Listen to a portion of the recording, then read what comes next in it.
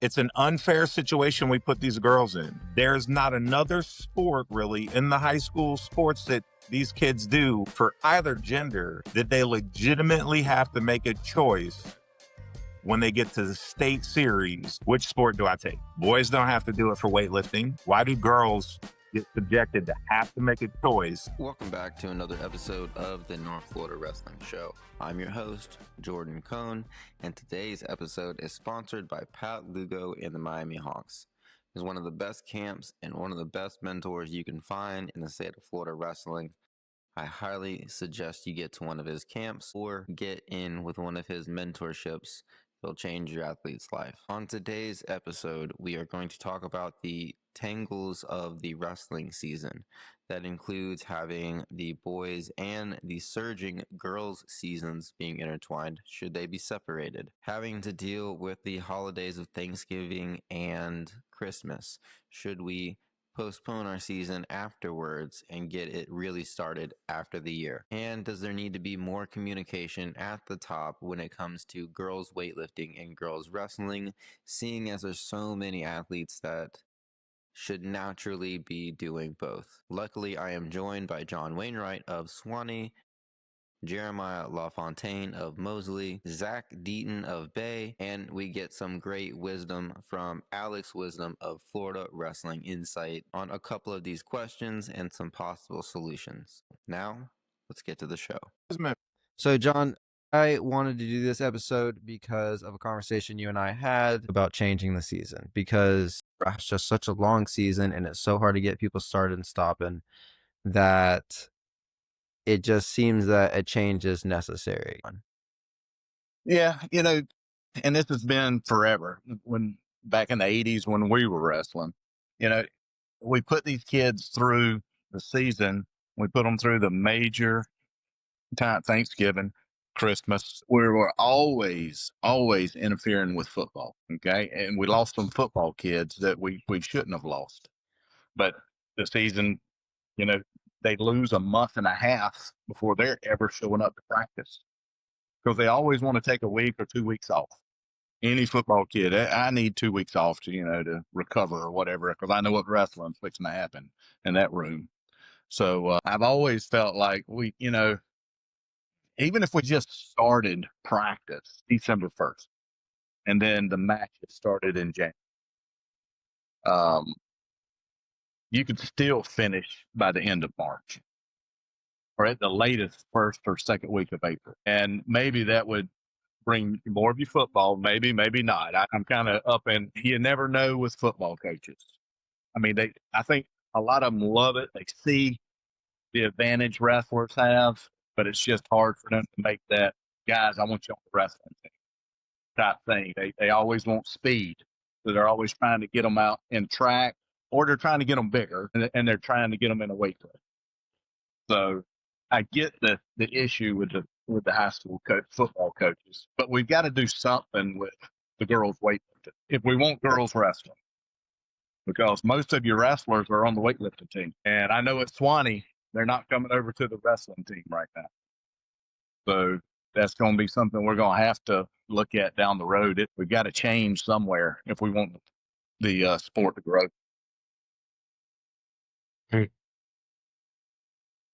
Yeah, it's different as a coach, right? For the rest, as a wrestler, and Alex, you can kind of talk to this too. Like, I don't know how much I noticed it because it's in the grind, but then like as a coach, it is so frustrating dealing with those two holiday breaks that come in, right? It's, at least for me, and we're in more of a culture where we're a place where we're building the culture, but it just seems like I would get so much momentum, and then Thanksgiving would hit, and then I'd get so much momentum, and then like Christmas would hit.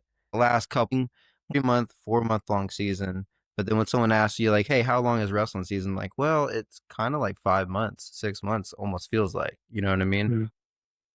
Yeah, I to touch up on that, I'm more of like as a coach, we deal with the situation we have at the moment and get what we can. But in my situation as a private school, when there's breaks, campus is closed, so we can't practice on campus.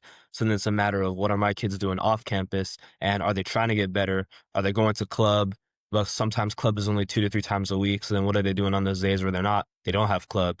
So then that kind of puts in the scenario of, what are these kids doing to get better and do they really want it? I think my kids and the parents, especially the new parents, think that we're psychotic because the way that we work through the Thanksgiving and the Christmas and the tournaments that we still do, we really, I mean, you get Thanksgiving Day off for sure.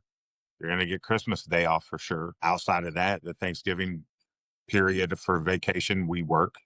Christmas break, we have practice pretty much every day. We're hitting tournaments the whole time. Those are the only 2 days that I pretty much guarantee that we won't have practice or an event. And I it's hard. agree. That one's hard. And I then you get the agree. new parents that we have family traditions. We have vacations that we go to out of state. Can't knock you for it. I mean, I'm not gonna penalize you for having a family vacation. It does hurt the team though.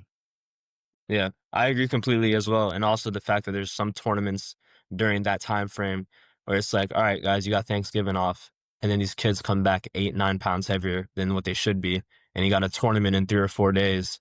How are you gonna have a practice to get better instead of a weight cut practice? That's my philosophy. You should never have a weight cut practice. You should have a practice where you get better, and then that becomes a problem during that time. Yeah, and the schools have went to, you get a whole week off for Thanksgiving. So school's closed for a whole week. hmm Now, that wasn't normal for us 20 years ago. You never got a week off for Thanksgiving. So now parents are scheduling vacations. And, the old school coaches, Jordan, you know this, it's 5 miles for one practice, 10 miles for two. By the time that week ends, you got 100 miles. Well, yeah, because you got 2 days. Yeah, that's before you step back on the mat and get to participate again. So Swanee lost a lot of kids. And I mean, we just, like everybody, we had to stop doing that. Well, and that's the problem. You couldn't That's keep the it. Yeah, that's the problem is because like you get to a point where like it's easy if there's no big breaks to hold people accountable, but then you get to those times and it's like, okay, well, this kid's not miss a practice, but this kid's going out of Right. town because his parents are going, and it's like, how can I? Yeah, he doesn't have a choice. Yeah, it so makes it really Zach, hard. How do you enforce the rules? How do you enforce the Right. standard yeah, when so parents are taking them to Colorado? So Zach, you're a year-round, you're a year-round wrestler, you're a year-round coach. Like, how do you explain that to new parents or new wrestlers? Like, I need you here during Thanksgiving. I need you here during Christmas, right? Like, how do you start breaking that through to them? To me, it's about the athlete, man. You're gonna get what you put in, and there's some athletes that are in it for this reason. There's some that are in it for that, and the ones that want to do it to try to get to the top, they're gonna be there, and the ones that don't, they're gonna have other priorities. And the same goes with the parents. I mean, I've got a 9-year-old talking about football. I've got a 9-year-old now, and he's doing 3 different sports currently, and we've been talking to him, and he keeps asking, when do I pick a sport? And I'm telling him, ninth grade, 10th grade, pick a sport. Until then, try them all. I think they all help one another. He's playing soccer right now, loves it. Can't do that in wrestle, but I can't think of a better sport to cross train for wrestling than soccer, as far as conditioning and footwork. Wrestling's all footwork, and so I'm a proponent of playing it all. And when you start taking this 9-year-old to baseball or to soccer or to any regular league, what you start to realize real fast is that the talented kids that are his age are now playing travel baseball or travel soccer. I don't know about football, but it's probably the same. So what I'm seeing is, at a young age, these kids are wrestling year round, playing football year round, baseball, whatever their sport is, they're doing it year round. And so, and as far as football goes in high school, I think the time is almost over. It's not like it used to be. I think that, in the next 5 or 10 years, you're going to see kids more one sport in high school than dual sports. If they want to, the more serious one. The kids that want to be at the top of their sport, they're going to pick their sport and they're going to do it year round. Is what I see the trend going as. So I don't know if that's going to help or hurt wrestling, but I know this: if you go up and down the brackets at state, and the kids that are winning, they're training year round. They're at Fargo, they're at Cooper 32, they're everywhere in the middle. They're training. I don't know if they play other sports or if they don't, but that's kind of the way I look at it. Yeah. All right. So, John, we were in the last conversation that you and I had, we kind of like stemmed from this. You had kind of put forward an idea, and this is if we keep boys and girls season at the exact same. What do you think would be the perfect ideal season to, I guess, optimize our time? I believe, when does the girls' weightlifting end? So their states fall right around our regions. Yeah, you would, if that's the case, and they're not going to change. Probably, we would have to move at least to sometime in December of just start the season. They're going to give you 28 days of practice before the season starts. Yeah. So sometime in December, and you're going to have to deal with Christmas, so that's a better time to deal with it at the beginning than right in the center. And then a coach like me, I just schedule tournaments. Then that's how I got the parents. I'm like, hey, we've got a tournament here and here. But you got to have your kids, so don't be scheduling vacations. That helped 99% of the time. There's always that 1% that you just still got a kid going to England or somewhere. But I believe this is the best situation we're going to get.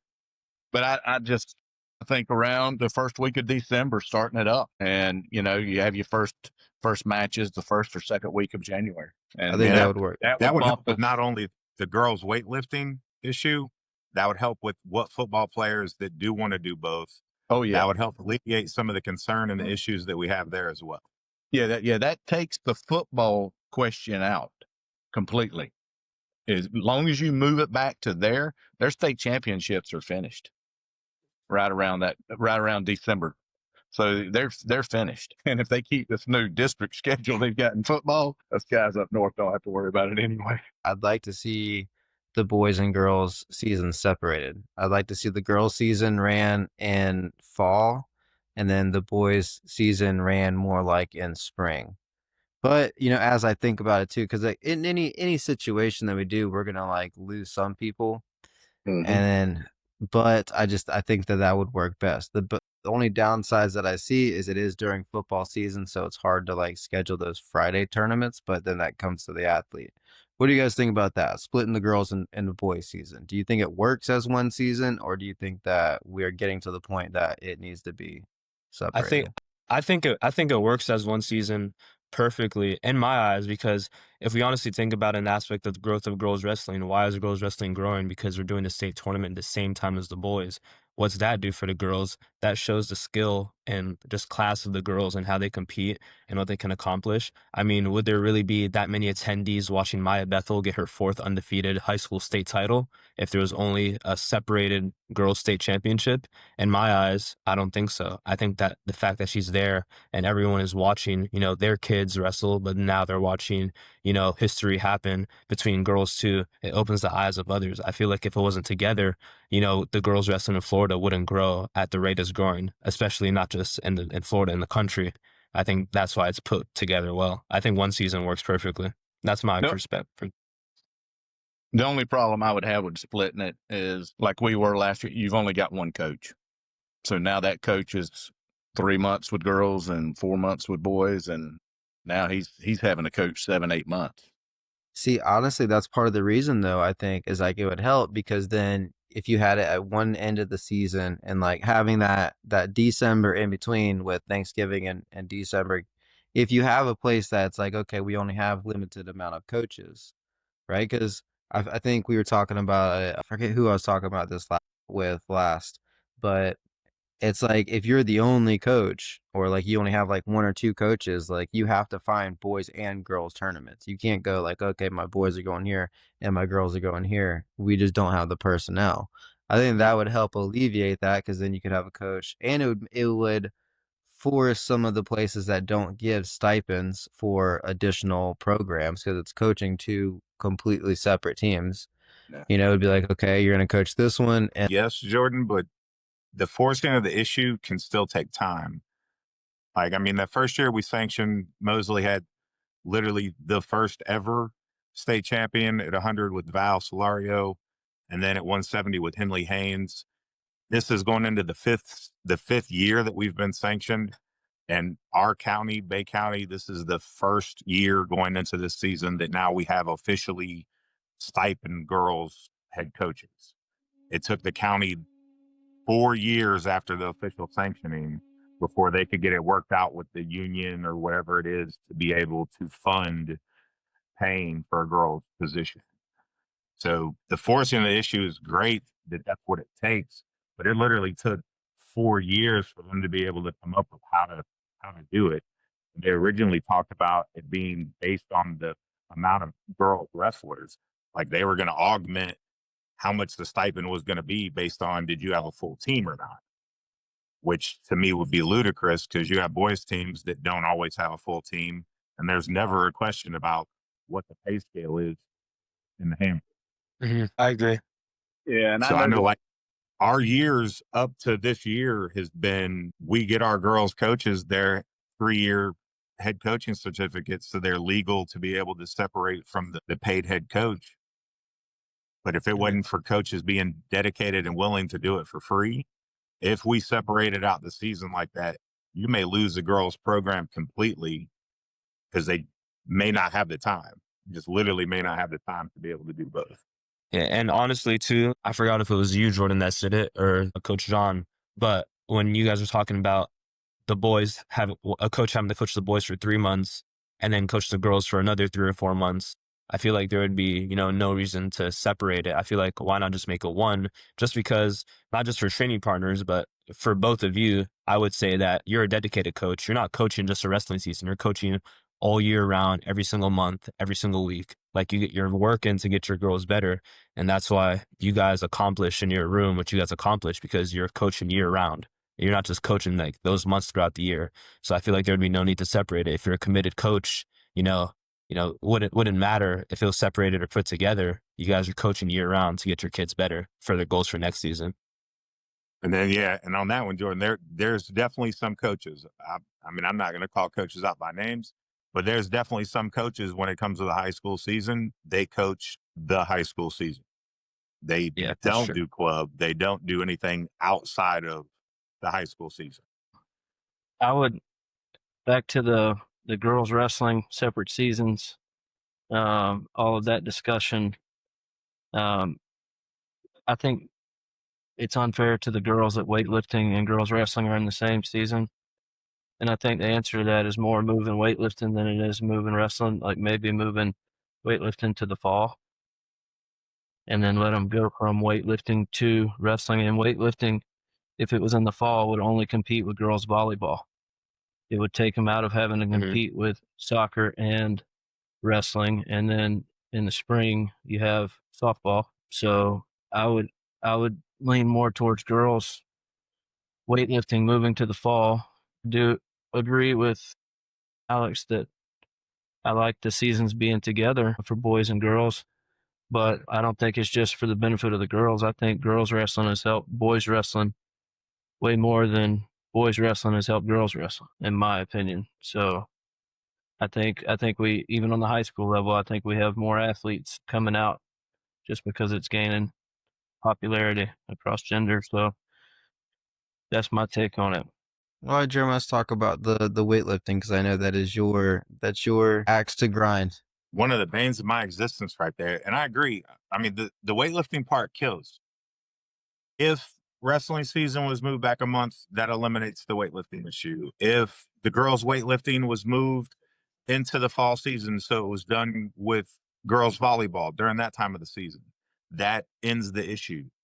If the two individuals at the state would talk to each other and make sure that they can offset their days by a week, seeing how girls wrestling starts a week before boys wrestling starts, we could help eliminate the idea that girls state championships for weightlifting fall at the same time of our regionals. I've got the girl, Tarina Rushing, freshman year, she district champion for wrestling.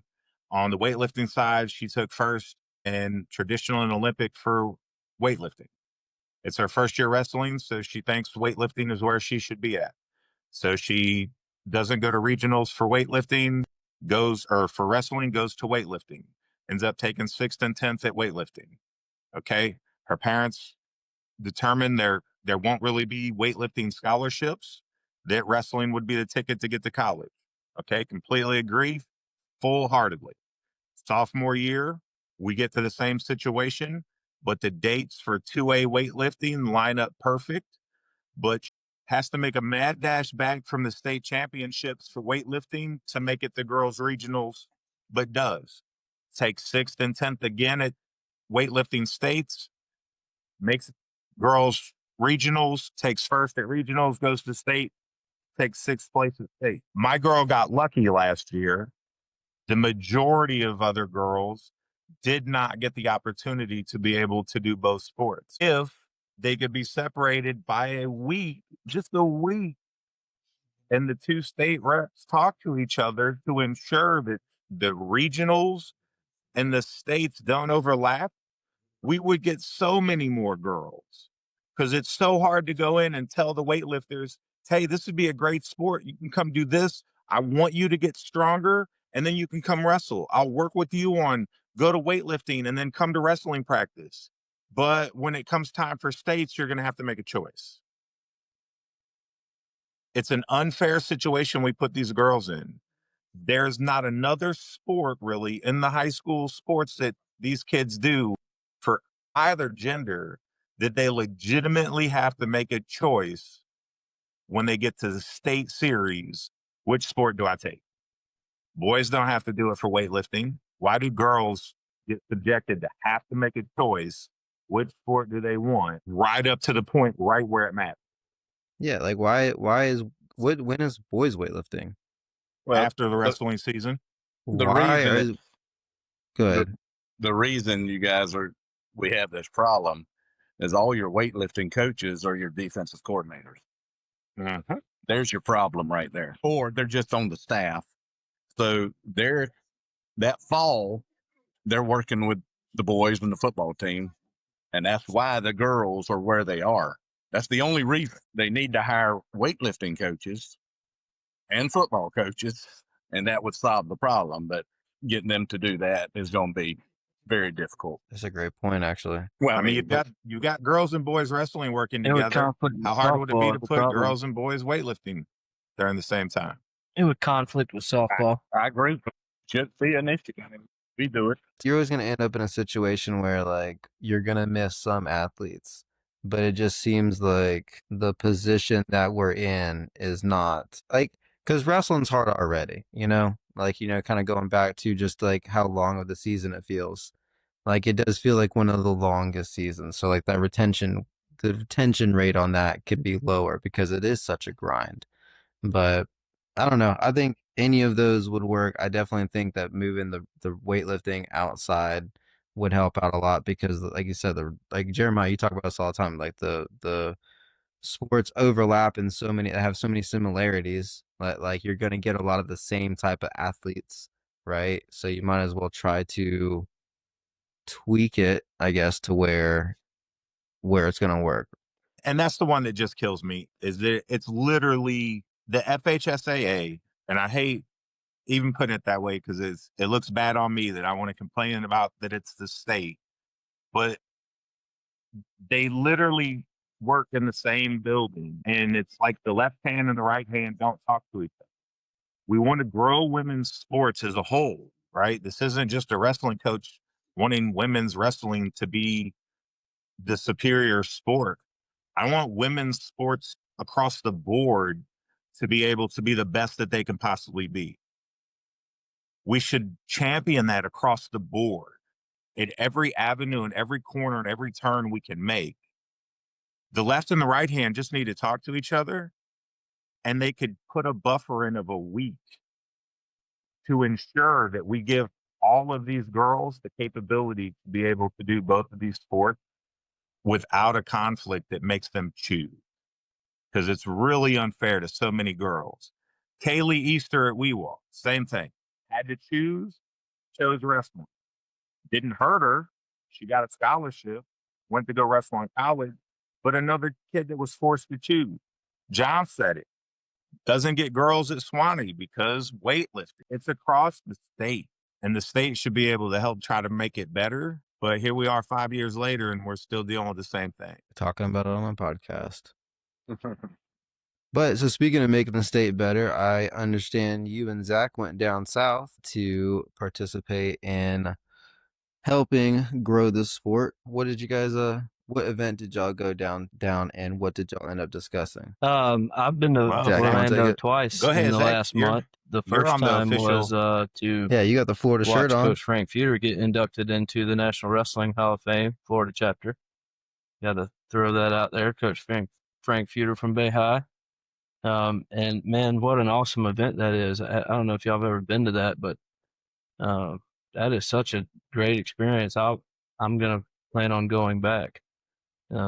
It's just listening to the stories of the coaches that are getting inducted, listening to their career. You learn so much. You get to meet them. They're easy to ask questions to. You get great advice. I recommend any active coach to attend that personally.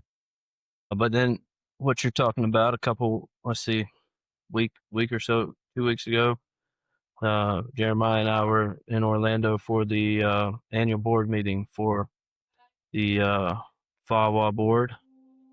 We both sit on the board there. Jeremiah is area director of Northwest Florida, which is basically Ocala to Pensacola, everything west of 75. And I'm the FAWA treasurer. So we had to be in attendance for the annual board meeting there. And FAWA is a great organization. It is what funds Team Florida, gives back to the athletes in the form of stipends to go to Fargo and to the national duels. I hear a lot of people talking about their AAU because the cards are cheaper and USA cards are more expensive. But a portion of that USA card actually goes all the way up to fund the USA Olympians. A chunk of that USA card funds FAWA, or is a big income for FAWA, and then FAWA takes that money and offers. I would be willing to bet, as I don't know, but I'd be willing to bet that there's not more than 5 states in the country that give as much to the athletes as Florida does, as FAWA does, in the form of stipends. I can't speak highly enough about FAWA and what that organization is doing. Steve Mocco and David Mason are the co-chairs of the organization. JT's the president of the organization, JT Taylor. Mervyn Ford is the vice chairman. And John Lawton is the secretary. And those guys are great ambassadors for the sport and what they do for all these kids in Florida trying to get involved in freestyle and Greco and international wrestling. And you want to talk about trends, and look at Team Florida the last few years and compare it to who's winning the state championships. And if you don't see that trend, you're missing it. It's there. So It's nice that we have some North Florida guys on the FAWA board, I think that's been a big key part that's been missing in getting it going in Florida is we'd have people that would try individually, but not getting with I'm trying to say this, like people like JL, like John Lawton, like he's been at it for a while, but that's, he's way down south, right? So it's hard for him to communicate with people Travis up in Laxton is Florida. also And now on we the have board. 2 guys in the He is a panhandle that are director for on Northwest the Florida. board driving down to go to these meetings. Travis Laxton, John Myers are the 2 directors. Jeremiah LaFountain is the area director. Last year, Ryan Blackwell was the alternate director. So there's people involved up here. We need more people.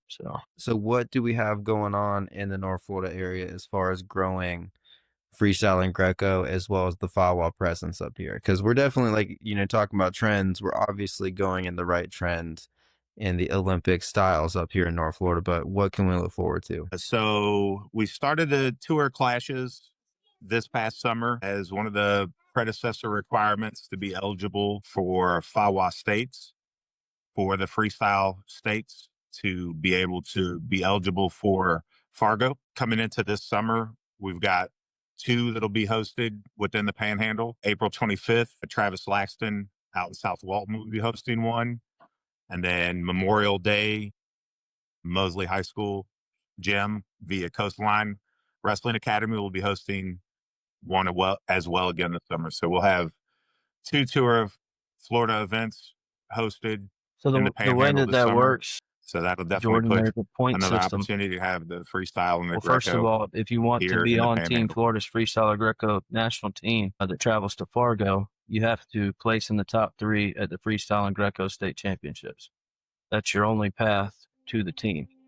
And to be able to register for that tournament, you have to have 3 points. And those points come in the form of going to Tour of Florida tournaments. And being that we have 2 in North Florida, it makes that a viable, a feasible path for the kids up here instead of having to travel, to Jacksonville or Orlando. It makes it something that is more doable. So, and then of course, if you want to, And the biggest that's always been the biggest thing though is the distance is because you transfer from Bay to Swanee.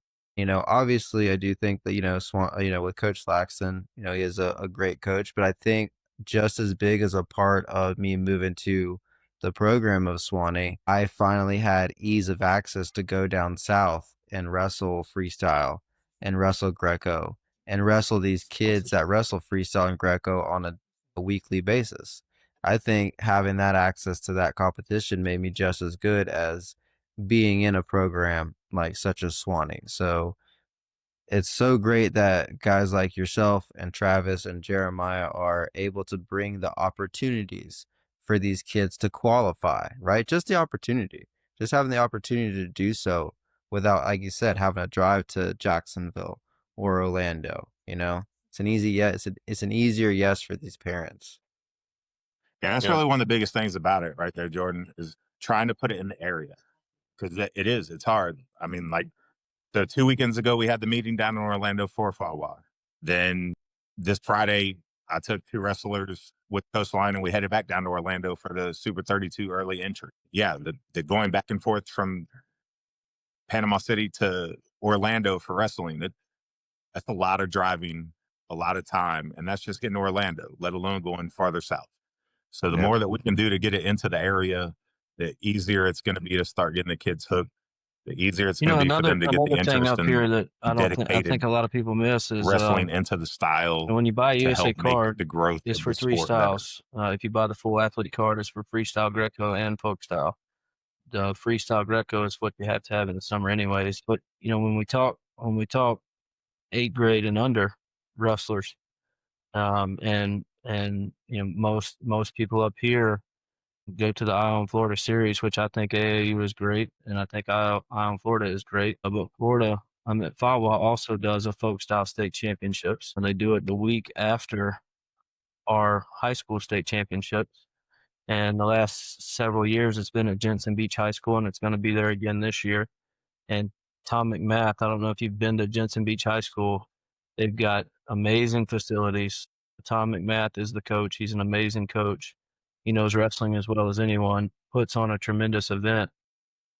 But, to travel from Pensacola or Tallahassee or Panama City down to Jensen Beach is a hike, and the rooms are expensive. So, our athletes, 8th grade and under, that want to go to the state championship, you've got to leave a day early, spend an extra night in a motel down there. And because of that, FAWA put in place, 2 years ago, put in place satellite weigh-ins for that event.